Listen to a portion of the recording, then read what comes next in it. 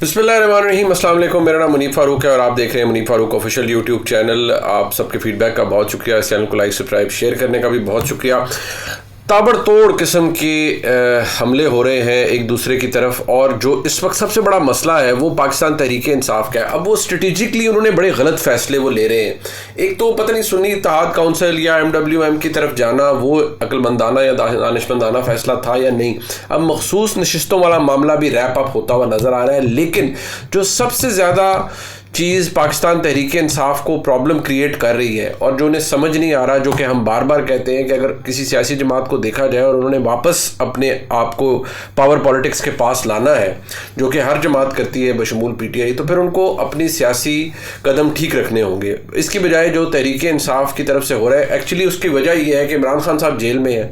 बाहर जो शुतर बेमुहार किस्म की एक लीडरशिप है, कोई इधर जा रहा है, कोई उधर जा रहा है, कोई अपने खिलाफ ही पार्टी के खिलाफ बयान दे रहा है, कोई एक पार्टी मेंबर दूसरे पार्टी मेंबर के खिलाफ बयान दे रहा है, कोई एग्रेशन दिखाने की कोशिश कर रहा है, कोई रिस्ट्रेंट शो करने की कोशिश कर रहा है। तो अजीब खिचड़ी बची हुई है।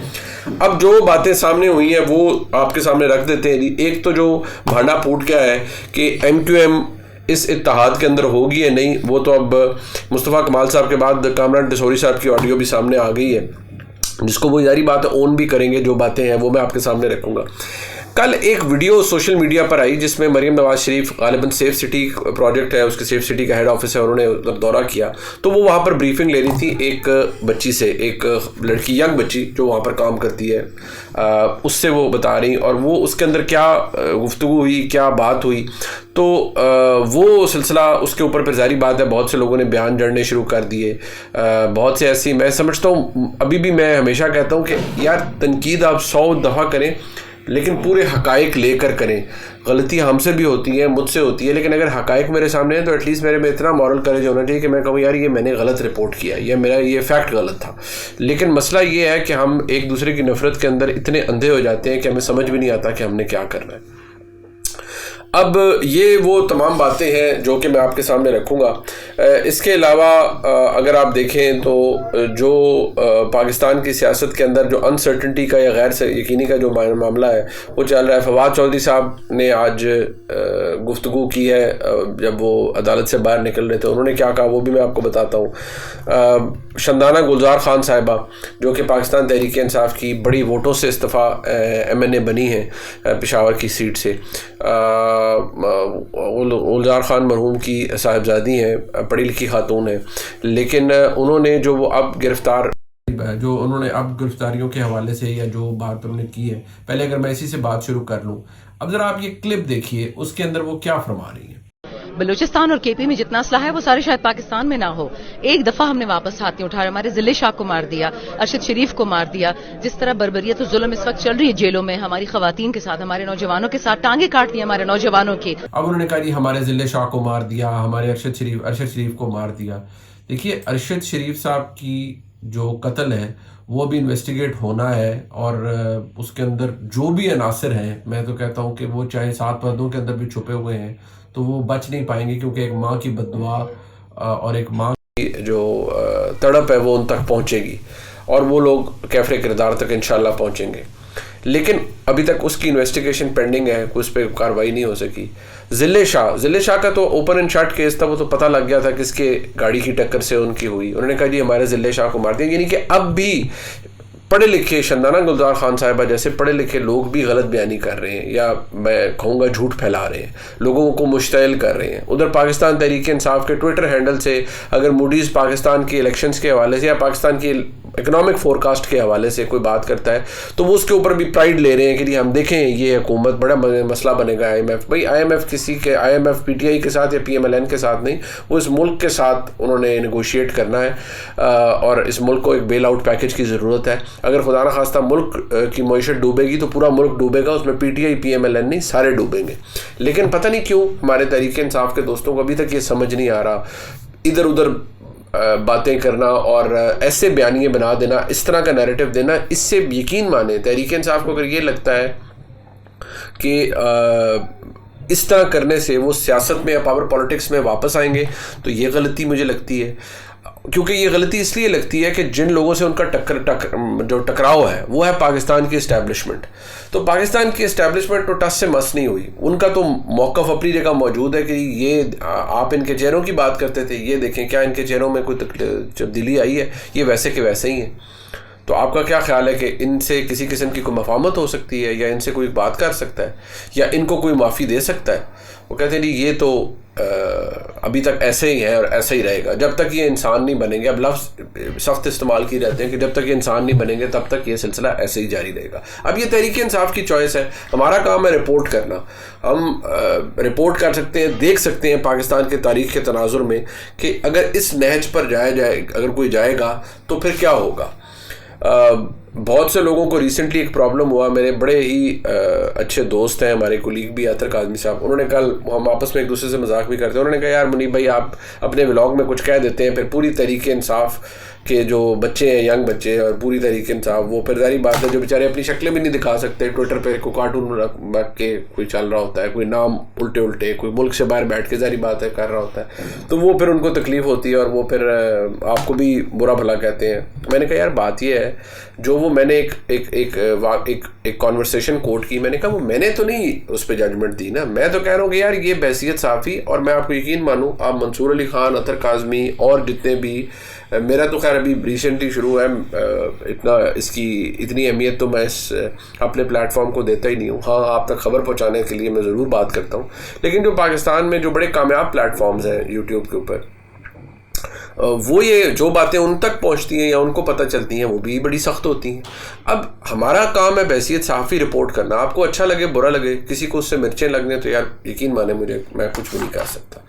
اب یہ جو اگر نیریٹو پاکستان تحریک انصاف کا ہے اور یہ لڑائیاں لڑنی ہیں, تو پھر بھول جائیں کہ آپ پاکستان کی پاور پالیٹکس میں آئیں گے. میں روز کہتا ہوں, لیکن یہ شاید پتہ نہیں بات ہمارے بہت سے دوستوں کو بری لگتی ہے. آپ نے لڑائی لڑنی ہے تو آپ لڑتے رہیں. اب میں آپ کو بتاتا ہوں جی کہ ایک جو واقعہ ہوا, اس سے پہلے کہ میں ریزرو سیٹوں والے معاملے پہ ہوں, وہ تو پتہ صاف ہوتا ہوا نظر آ رہا ہے. تحریک انصاف کو ایک اور جھٹکا لگے گا اس میں, مجھے لگ رہا ہے, کیونکہ اب جو بات سمجھ آ رہی ہے, جو وہاں پر سنوائی ہوئی, میں وہ بھی بتاتا ہوں. لیکن جو ایک واقعہ یا ایک ویڈیو آئی, اب اس کے اندر اس کی ایک ایڈیٹڈ فارم دکھائے گی کہ ایک بچی ہے, وہ بریفنگ دے رہی ہے چیف منسٹر کو, مریم نواز شریف وہاں پر کھڑی ہوئی ہیں اور وہ ان کو بریفنگ دے رہی ہے, تو وہ ہاتھ سے اس کا دوپٹہ اس کے سر پر یا اس کا سکارف اس کے سر پر کر رہی ہے. اب یہ ایڈیٹڈ ویڈیو کئی لوگوں نے لگا کے نا کہ وہ ویسے بیٹھی ہوئی ہے, یہاں اس کے سکارف آیا ہوا ہے, تو وہ مریم نواز شریف اس پہ انفورس کر رہی ہیں کہ تم دوپٹہ کرو. اچھا, اب ظاہری بات ہے ہمارے ملک میں جہالت عام ہے. کئی جو ہمارے پی ٹی آئی کے دوست ہیں یا پی ٹی آئی سے جن کو مسلم لیگ نون سے نفرت ہے یا بہت پی ٹی آئی سے محبت ہے, وہ عقل شاید گھر پہ چھوڑ کر آتے ہیں یا بیچ آتے ہیں کسی چیز کو دیکھتے ہوئے, اور پھر عجیب تعویلیں پیش کرنا شروع کر دیتے ہیں. اب ذرا یہ ویڈیو آپ پوری دیکھیں جو ہے. میں کہتا ہوں حقائق پہ بات کریں, حقائق ہی ہیں. اب یہ ویڈیو آپ دیکھیں, اس کے اندر ہو کیا رہا ہے. وہ بچی بات کر رہی ہے اور اس کے سر پہ سکارف ہے, تو بات کرتے کرتے اس کے سر سے سکارف پیچھے گیا ہے, اور پھر کیا ہوا ہے یہ ذرا ویڈیو دیکھیں. لاہور میں پورے لاہور کو 6 ڈویژنز میں ڈیوائڈ کیا. آلرائٹ, یس, میں 60 ڈویژن کو مانیٹر کر رہی ہوں, اور اس میں جتنے بھی پی ایس آ رہے ہیں وہ میرے پاس سارے یہاں پہ. تھینک یو سو مچ. اب یہ آپ دیکھنے کے بعد آپ کو کیا لگے گا؟ آپ کو یہ لگے گا کہ ایک مریم نواز شریف کی اپنی بیٹیاں جو ہیں وہ اس بچی کی ایج فیلو ہوں گی, یا اس سے بھی شاید بڑی ہوں, یا ایک بچی جو ان کی بڑی ہے وہ شاید اس سے بھی بڑی ہو عمر میں, لیکن وہ تو سمجھیں کہ وہ ایک ماں برابر عورت ہے. وہ اس بچی کو اس کے سر سے سکارف ہلا, اور پیچھے مرد حضرات کھڑے ہیں. یا تو کوئی مرد یہ کرے کسی بچی کے ساتھ تو ہو سکتا ہے کہ اس بچی کو انکمفرٹیبل نہیں کرنا دیتا, لیکن ایک ماں برابر عورت, بڑے عمر کی عورت, وہ اگر اس کا سکارف ٹھیک کر رہی ہیں اور وہ بچی آگے سے ویڈیو میں بول رہی, آواز آتی ہے کہ تھینک یو سو مچ, تو اس میں بھائی کسی کو کیا تکلیف ہو گئی یار.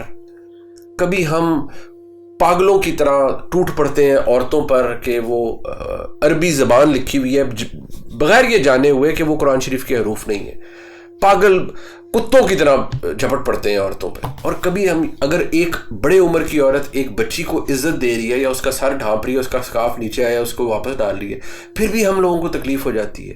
پتہ نہیں یار ہم کون لوگ ہیں, اور ہم پتہ نہیں کتنی غلاظت ہمارے دماغوں کے اندر بھر چکی ہے. اب میں یہ اس لیے کہتا ہوں, آپ یہ دیکھیں, یہ वाइस प्रेसिडेंट हैं आई थिंक ARY न्यूज़ के इमाद यूसुफ साहब, मेरी पूरा बिलीफ है कि एक पढ़े लिखे आदमी है। सारी बात है, इतनी बड़ी पोजीशन पे हैं, पूरी ARY का वो चलाते हैं, न्यूज़ चलाते हैं। लेकिन आप देखें, इन्होंने एक एडिटेड वीडियो वहाँ पर डाली है और इन्होंने उसके ऊपर लिखा है कि एनफोर्स कर रही है मरियम नवाज शरीफ दुपट्टा। तो मैंने उसके ऊपर ट्वीट किया, मैंने कहा आप ज़रा ज़हमत करें, पूरी वीडियो अपलोड कर दें। अब मसला ये है यार कि आपको ये करते हुए क्या शौक आता है, आपको ये करते हुए क्या मज़ा आता है, मतलब या जानते बूझते करते हैं या इग्नोरेंस में करते हैं। तो ज़रा जो अपनी नफ़रत का चश्मा है उसको ज़रा साइड पर रख लिया करें। हम सब के साथ हो सकता है, लेकिन हकायक तो नहीं छुपते ना, किसी को पसंद हो या ना पसंद हो, हकायक तो नहीं छुपते। ये पूरी वीडियो है। अब मैं उनसे गुजारिश करूँगा कि ये पूरी वीडियो अपने टाइम लाइन पर लगाएं और माने, और इस बात को माने, फिर उस पर तनकीद करें कि हाँ किया ये गलत है, तो फिर ठीक है, उनका अपना ओपिनियन होगा। पूरी वीडियो देख के भी अगर वो कहें कि दुपट्टा इन्फोर्स कर दिया जालिमाना तरीके से मरियम नवाज शरीफ ने, तो करते हैं, ठीक है, बिल्कुल फेयर है ना। अब ये आपको मैं सिर्फ इसलिए बताना चाह रहा था कि ये हालत है, ये हमारे सहाफ़ियों की हालत है। अब उधर वो डॉक्टर शरीफ मज़ारी साहिबा अगेन अब पढ़ी लिखी खातून, उन्होंने भी ट्वीट कर दी, फिर लोग तो नहीं छोड़ते। अब उसी के ऊपर किसी ने ट्वीट की हुई है कि मरियम, ये जो डॉक्टर शरीफ मज़ारी साहिबा है, किस तरह का गंदा इशारा, नाजेबा इशारा कोई कर रही है, पता नहीं उन्होंने किया। अब ये वीडियो चल रही है, मुझे नहीं पता वो उनका मतलब क्या है क्या नहीं, लेकिन लोग छोड़ते नहीं है। फिर आप ये करेंगे तो फिर उसका जवाब भी आपको मिलेगा। लेकिन यार पूरी वीडियो तो देखें कि उसके अंदर क्या है, ये नहीं देखना। अब जरा जो सुन्नी इत्तेहाद काउंसिल वाला मामला है जी, वो मैं आपके सामने रखता हूँ। अब हुआ क्या है, अब हुआ ये है जनाब कि उसके जो फैक्ट्स हैं वो बड़े दिलचस्प हैं। वो ये इसलिए दिलचस्प हैं कि अब ये मैं आपको पूरी खबर आपके सामने रखता हूँ कि इलेक्शन कमीशन में जारी मखसूस नशिस्तों के केस में इंकशाफ हुआ है कि सरबराह सुन्नी इत्तेहाद काउंसिल साहबजादा हामिद रज़ा साहब, आप सबको बता दूँ, साहबजादा हामिद रज़ा साहबजादा फजल करीम साहब के साहबजादे हैं, और साहबजादा हामिद रज़ा मेरे क्लास फेलो हैं। हमने इकट्ठे लॉ पढ़ा है और पुरानी यादें भी हैं बहसीत, हम जब इकट्ठे होते थे यूनिवर्सिटी में, तो हमें उस वक्त का हामिद रज़ा याद है जो हमारे साथ पढ़ा करते थे। बड़ी लौबाली सी तबीयत थी उनकी और बड़े, लेकिन अब तो बड़ी जारी बात है, ज़िम्मेदार पोजीशन पर है, तो उनके साथ बड़ा एक पुराना वो है ताल्लुक़। तो साहबजादा हामिद साहब ने खत खुद लिखा है जी इलेक्शन कमीशन को कि मखसूस नशिस्तें लेने से इनकार कर दिया। इलेक्शन कमीशन ने सुन्नी इत्तेहाद काउंसिल को की मखसूस नशिस्तों से मुतल्लिक दरख्वास्तों की समाअत की। बैरिस्टर गौर अली खान और साहबजादा हामिद रज़ा साहब कमीशन में पेश हुए। PTI के वकील अली ज़फ़र साहब ने एतराज़ किया कि इलेक्शन कमीशन ने गुज़िश्ता रोज़ फैसला किया कि तमाम पार्लिमानी जमातों को नोटिस जारी करना है सिवाय सुन्नी इत्तेहाद काउंसिल के। अली साहब ने दलाइल दिए कि तमाम जमातों को इस केस में पार्टी नहीं है। सुन्नी इत्तेहाद काउंसिल की 4 दरख्वास्तें कमीशन के सामने हैं। इलेक्शन कमीशन ने हमारी दरख्वास्त को इल्तमा में रखा, बाकी जमातों की दरख्वास्तों भी आ जाएं, उसके बाद हमारी दरख्वास्तें समाअत के लिए मुकर्रर की गई। उन्होंने कहा कि तहरीक इंसाफ से इंतखाबी निशान वापस लिया गया। सुप्रीम कोर्ट में खदशे का इजहार किया कि इंतखाबी निशान नहीं होगा तो मखसूस नशिस्तें नहीं मिलेंगी। इलेक्शन कमीशन हुकाम ने कहा कि वो पार्टी ज्वाइन करेंगे तो नशिस्तें मिल जाएंगी। सुप्रीम कोर्ट में इलेक्शन कमीशन के वकील ने कहा है कि इंतखाबी निशान लेने से मखसूस नशिस्तों की अलॉटमेंट मुतासर नहीं होगी, लेकिन अब हमारे खदशात और पेश गोई दुरुस्त साबित हुए हैं। चीफ इलेक्शन कमिश्नर ने जवाब दिया कि आपके वकील ने सुप्रीम कोर्ट में माना था कि अगर हमसे निशान ले लिया गया तो मखसूस नशिस्तें नहीं मिलेंगी। बैरिस्टर रज़ा ने दलाइल जारी रखते हुए कहा कि ये एतराज़ है कि सुन्नी इत्तेहाद काउंसिल ने मखसूस नशिस्तों की लिस्ट नहीं दी। जब गैर मामूली सूरत हाल पैदा होती है तो तशरीह करना पड़ती है। सियासी जमात वो है जो इंतखाबात में हिस्सा ले। अब हुआ ये है जी कि एक लेटर सामने आया है जिसके हवाले से फिर ये अब बहस चल पड़ी है जी कि सुन्नी इत्तेहाद काउंसिल ने तो लिस्टें मांगी नहीं हैं या उन्होंने लिस्टें दी ही नहीं है। ख़वातीन ने जो उन्होंने कहा जी क्योंकि हमारी जमात के निशान पे तो किसी ने इलेक्शन लड़ा ही नहीं है, तो ये हम पर ये अप्लाई नहीं होता, इसलिए हमने लिस्ट ख़वातीन के लिए जो रिजर्व सीटें उनकी नहीं थी। जो लग ये रहा है, जो इलेक्शन कमीशन में चल रहा है कि इनको ये शायद ये नशिस्तें नहीं मिलेंगी, इसलिए तहरीक इंसाफ के हवाले से कहा जा रहा है कि इमरान खान साहब न सिर्फ सियासी तौर पर इस वक्त उन्होंने दुरुस्त फैसला लिया है, बल्कि उनका जो ये मामलात हैं ये भी शायद कोई दुरुस्त तरीके से आगे नहीं बढ़ रहे। इससे तहरीक इंसाफ को या सुन्नी इत्तेहाद काउंसिल को तो खैर कोई फ़र्क नहीं पड़ता, तहरीक इंसाफ को ज़रूर फ़र्क पड़ेगा। लेकिन मैं अभी भी ये समझता हूँ कि जमहूरियत का तकाजा ये है कि सुन्नी इत्तेहाद काउंसिल को रिजर्व सीटें मिलनी चाहिए, ये फैक्ट है और इनके पास ये सब कुछ होना चाहिए।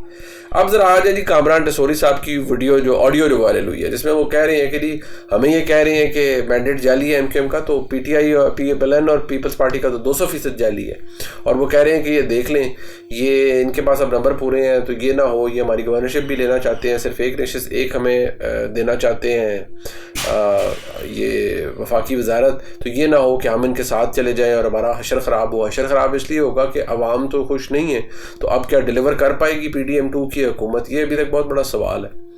لیکن آپ اس سے یہ بات دیکھیں کہ MQM کو اس اتحاد سے دور رکھنے کی کوشش کی جا رہی ہے, اور پیپلز پارٹی یہ کوشش کر رہی ہے کہ ان کو دور رکھا جائے تاکہ معاملات MQM اس پوزیشن میں نہ آئے کہ وہ کوئی چیز ڈکٹیٹ کرے. ایک MQM کو پورٹس اینڈ شپنگ کی وزارت نہیں لینے دینی, یہ بار بار کہا جا رہا ہے پیپلز پارٹی کی جانب سے بار بار, اور یہ کہا گیا ہے کہ آپ نے, اور کیونکہ نمبر آپ کے پورے ہیں تو آپ کو کیا ضرورت ہے ان کو یہ کرنے کی, آپ اپنا وزیر لگائیں یا کچھ کریں.